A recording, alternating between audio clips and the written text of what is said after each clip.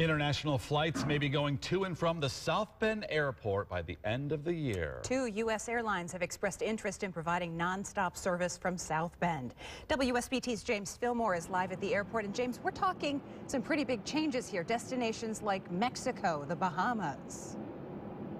Yeah, that's right, Jennifer. The airport plans on also talking with other airlines in places like Canada to see if they too would be interested in one day flying out of South Bend. Pretty soon, the airport will have to change its sign outside to South Bend International. The airport needs to build 2 new facilities. The general aviation area will be for corporate and privately owned planes, and the Federal Inspection Station will handle commercial passengers. The Federal Inspection Station and the general aviation area are going to be in the same area, which is right here behind me, in between Delta Airlines and Allegiant Air.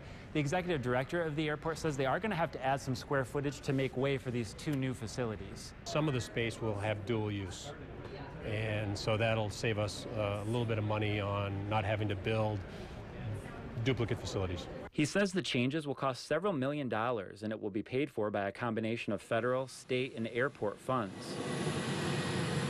International flights will park at Gate A9. That area will be blocked off from the rest of the A concourse when there are international flights, but it can be opened back up so that the gate can also be used for domestic flights. The airport will have to build a walkway that goes from Gate A9 to the Federal Inspection Area.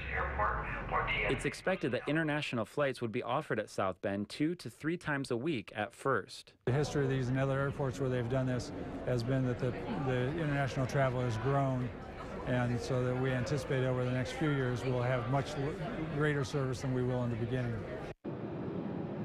I talked to a couple from Niles earlier today who were on their way to Florida. Now, they often travel internationally, so they're excited for the opportunity and convenience of flying out of South Bend Airport to places like Mexico and the Bahamas. Yeah, it would also be great news for the local economy too, James.